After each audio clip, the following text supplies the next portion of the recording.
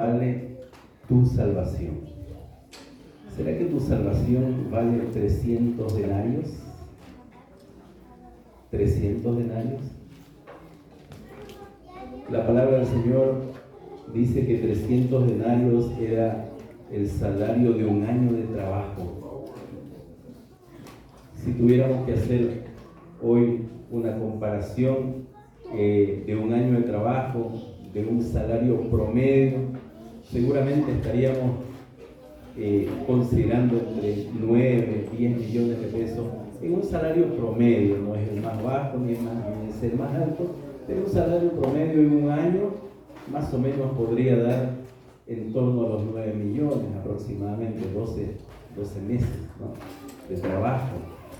¿Vale 9, 10 millones nuestra salvación? Una pregunta de reflexión en el inicio de nuestro diálogo con la palabra del Señor. Y quiero invitarles a abrir las Sagradas Escrituras entonces en el Evangelio de Marcos, capítulo número 14, versículos número 3 hasta el 9. Evangelio de Marcos, capítulo número 14. Y vamos a dar lectura entre el verso número 3 y el verso número 9.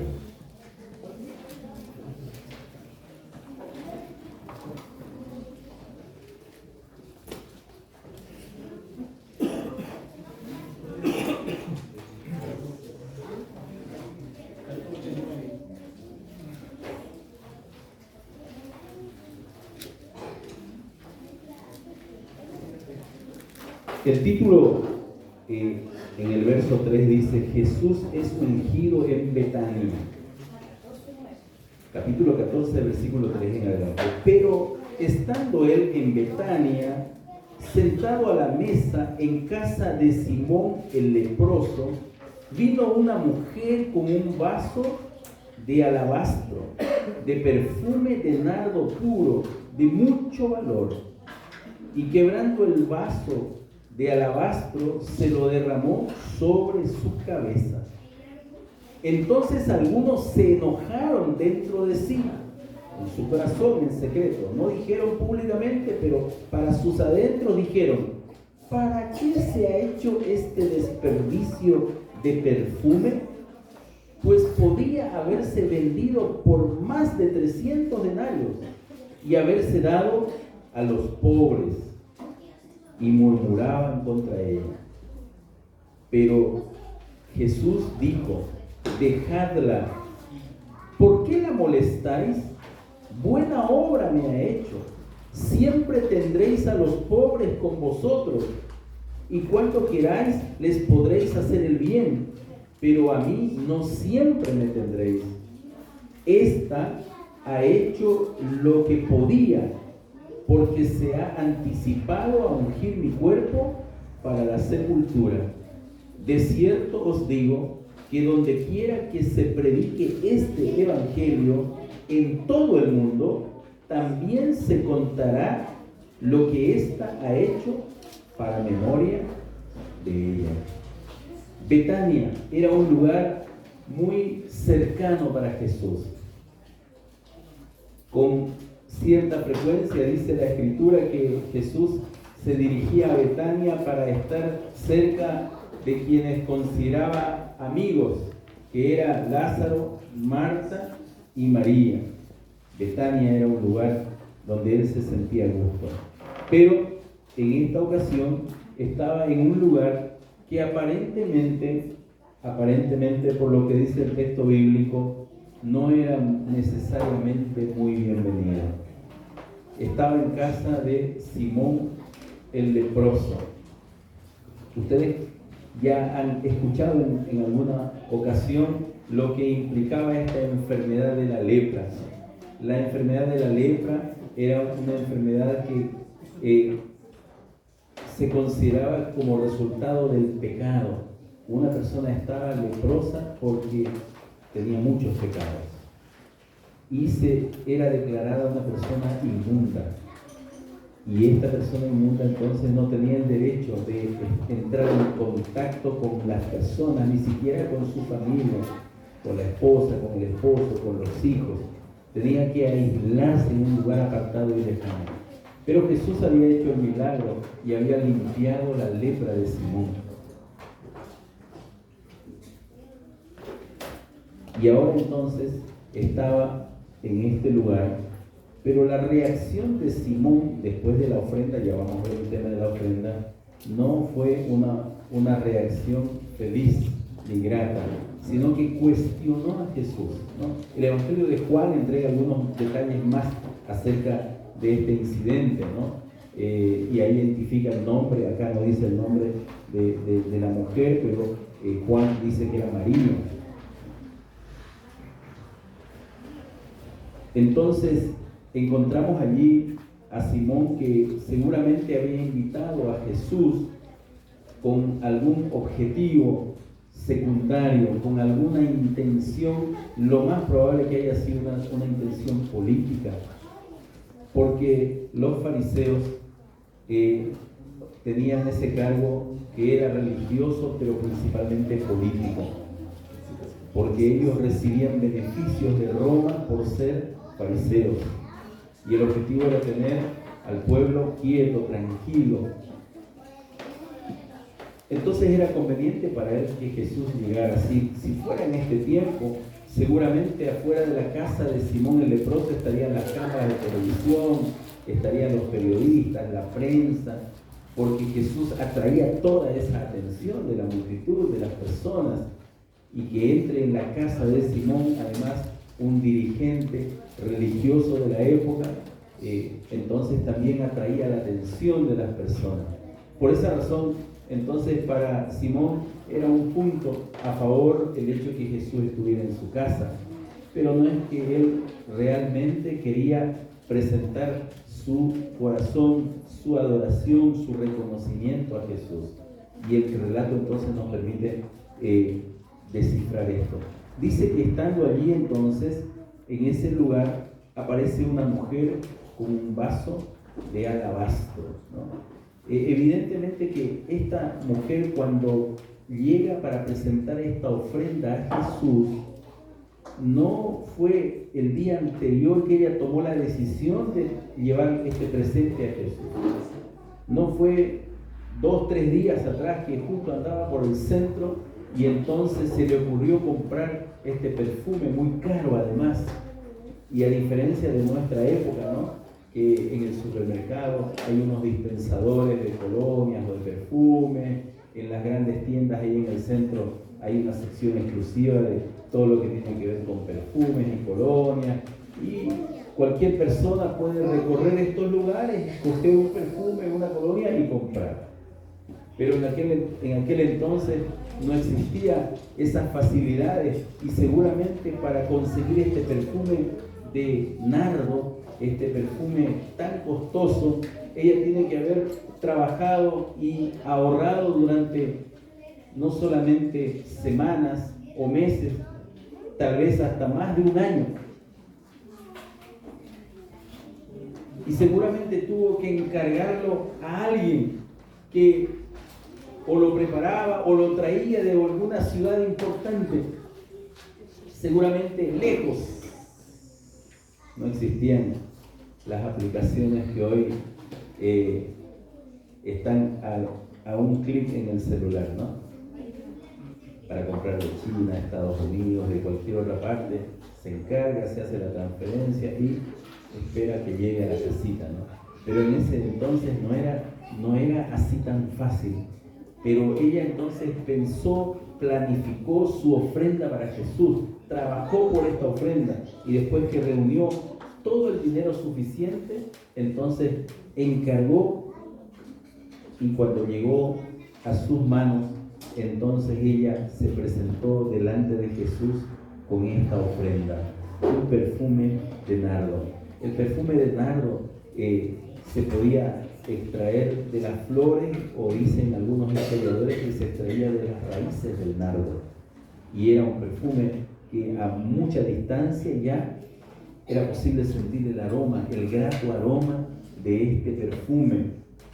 Y era traído además, ella lo presentó en un vaso de alabastro. El vaso de alabastro, podemos decir algo similar o parecido tal vez al lapislázuli, ¿no? Que cuando usted lo deja caer, se quiebra, ¿no?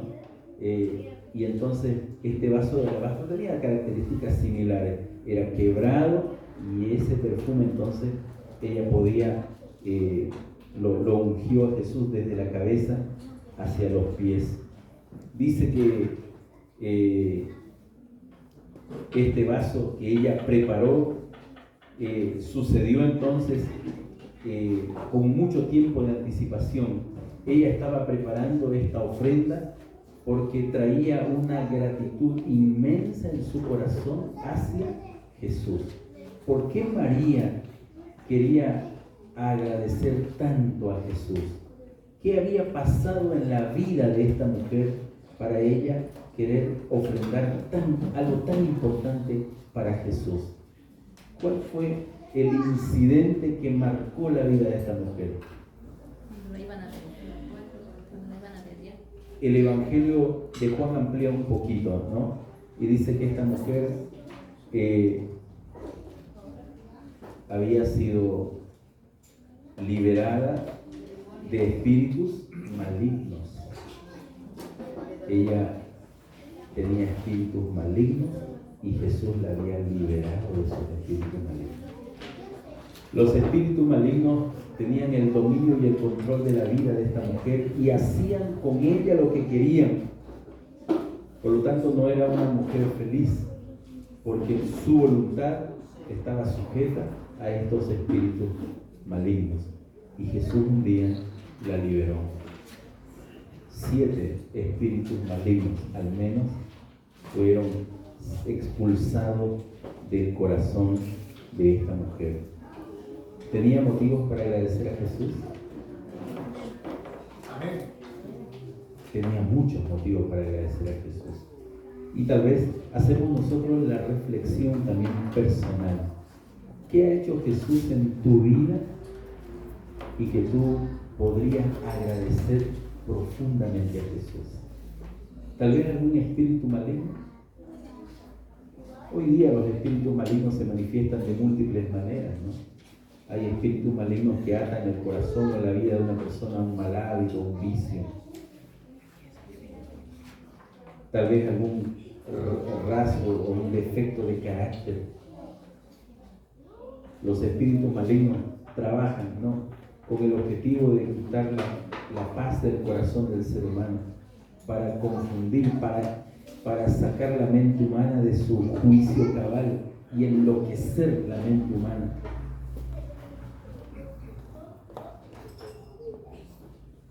Y Jesucristo en nuestra vida también ha hecho cambios importantes y significativos. Y tenemos razones abundantes para agradecer, así como María. Yo no sé cuál es la ofrenda que nosotros podremos presentar. Un perfume, tal vez el perfume de nuestro corazón. Este perfume tenía un alto precio y el precio se traduce en monedas. Tal vez esas monedas eran denarios, pesos, dólares, o tal vez la moneda celestial, porque nuestra vida también fue rescatada con un alto precio. Fue pagado por nuestro rescate un alto precio. Cuando hablamos de dinero, de ofrendas, muchas veces hay personas que se incomodan con este tema. Y dicen algunos expertos o estudiosos de las sociedades modernas que el nervio más sencillo del ser humano es el bolsillo. Cuando alguien toca ese nervio, la reacción puede sorprender. Y por esa razón que cuando hablamos de precio, hablamos de dinero, hablamos de ofrenda, muchas veces causa incomodidad en algunas personas. Pero a la luz de la Escritura entendemos que nuestra salvación costó un precio. muy alto. Fue pagado con un precio celestial. La sangre del unigénito Hijo de Dios. Y si tuviéramos que traducir en dólares o en pesos, no alcanzarían las cifras para dimensionar el precio que significó nuestro rescate. Pero Dios estuvo dispuesto a pagar ese alto precio para darnos salvación, para darnos libertad y esperanza. Algunas personas que no tienen seguramente un conocimiento muy amplio de las Sagradas Escrituras, incluso hacen burlas cuando se habla de ofrendas. A veces persecución, a veces la familia también, aquellas personas de la familia que tal vez no han comprendido el valor de la salvación de Jesucristo, muchas veces también critican, se burlan cuando un hijo de Dios prepara su ofrenda para entregarla al Señor, porque no comprenden, no han entendido aún el alto precio de nuestro rescate. Algunas personas pueden llegar a pensar, al igual que Simón y Judas, dice el Evangelio de Juan, Judas era el otro que no lo dijo, pero lo pensó. Él pensó en los pobres, pero en realidad dice el Evangelio de Juan que él no estaba pensando en los pobres. Dice que él estaba pensando en el dinero que él podía sacar, porque él era el que cuidaba la bolsa del tesoro de él. Y él sacaba plata de allí, robaba plata. Entonces, cuando él habló de los pobres, no estaba pensando en los pobres, estaba pensando en el pobre Judas, que se estaba perdiendo más de 300 denarios, 9, 10 millones de pesos que se fueron, se desperdiciaron. Esa es una expresión, un desperdicio. ¿No les ha pasado a ustedes que hay personas que piensan que cuando nosotros traemos nuestra ofrenda al Señor, estamos desperdiciando, estamos derrochando, estamos despilfarrando? Pero nunca nuestra ofrenda es un desperdicio para Dios. Dios considera en alto una ofrenda que ha sido preparada y entregada con humildad y sinceridad de corazón. Delante de los ojos de Dios tiene un alto valor. Y aquí el texto bíblico lo resalta. Dice, ya lo vamos a ver en la parte final, dice que fue quebrado este vaso de alabastro. Y el perfume entonces sobre la cabeza de Jesús era un símbolo muy importante, porque en aquella época quienes eran ungidos eran los reyes, y Jesucristo es el Rey de Reyes y Señor de Señores. No estaba equivocada María al ungir la cabeza de Jesús con este perfume de nardo, porque Jesucristo es Rey, es el Rey de Reyes y el Señor de Señores. Ella hizo un reconocimiento del señorío de Cristo. Para esta mujer, Jesucristo era el Señor, Jesucristo era su Señor. Y dice el relato bíblico que cuando Jesús resucitó, la primera persona que vio a Jesús resucitado fue ella. Y cuando se dio cuenta que era Jesús resucitado, ella exclamó y dijo: mi Señor. Reconoció el señorío de Cristo en su vida. Para Jesús nunca pasa desapercibido cuando nosotros presentamos nuestra ofrenda. De hecho, Jesús resaltó la ofrenda de esta mujer, la ofrenda de María, porque era un acto de fe, un acto de reconocimiento.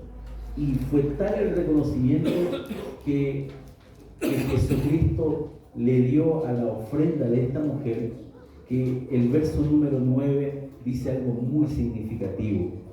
Recuerden, Marcos capítulo 14, el verso número 9. Dice: de cierto os digo que donde quiera que se predique el Evangelio. ¿Cuál Evangelio? El Evangelio de Jesucristo el Salvador. Donde quiera que se hable del Evangelio, donde quiera que se predique el Evangelio de Jesucristo, en todo el mundo, también tendrá que ser contada la historia de esta mujer. También se contará lo que esta mujer ha hecho para memoria de ella, como testimonio de la fe, de la entrega de esta mujer. Así que cuando nosotros preparamos nuestra ofrenda con discreción, a veces de manera bien silenciosa, y la preparamos para presentarla al Señor, Dios le da el valor que esa ofrenda tiene. Y tiene no solamente el valor en moneda nacional, sino que tiene un valor en moneda celestial. Damos gracias a Dios, porque un día Jesucristo también en nuestra vida hizo cambios importantes. Porque Jesucristo transformó nuestro pasado, que era triste, y nos lo transformó porque nos entregó el perdón de toda nuestra vida pasada. Y cuando lo reconocemos como nuestro Salvador y le entregamos nuestra vida en el bautismo, incluso Jesucristo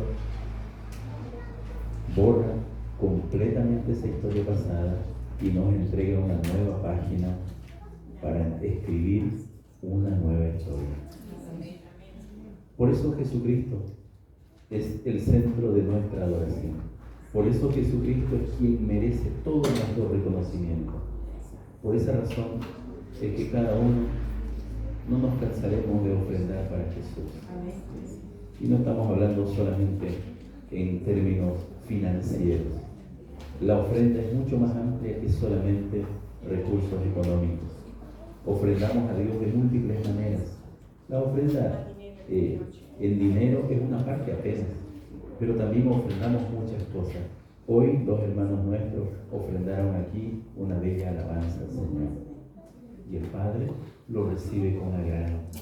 Gracias, hermano Tobar, hermano Ignacio. Son ofrendas para el Señor y que también nos llaman a nosotros a la reflexión. Que Dios nos ayude, queridos hermanos, a perseverar en el camino de la fe. Que nos ayude el Señor para que en ningún momento se nos pierda de vista quién es el Señor de nuestra vida. Que en ningún momento nuestro corazón se confunda y mezcle la moneda celestial con la moneda terrenal. No tengamos temor de ofrendar para el Señor, aunque eso signifique crítica. A veces hay adventistas que critican el sistema de ofrendas de la iglesia. Seguramente no han comprendido a cabalidad lo que eso implica. No los criticamos, oramos por ellos y pedimos a Dios que Él los cubra con su gracia y les permita a ellos también discernir esta enorme bendición que significa participar de nuestra ofrenda al Señor. Jesucristo fue la ofrenda perfecta para nuestro rescate. Nuestra ofrenda es tan pequeña, es tan imperfecta, pero el Padre Celestial la recibe con agrado cuando la presentamos de todo nuestro corazón. Que el Señor nos bendiga en nuestra vida de adoración.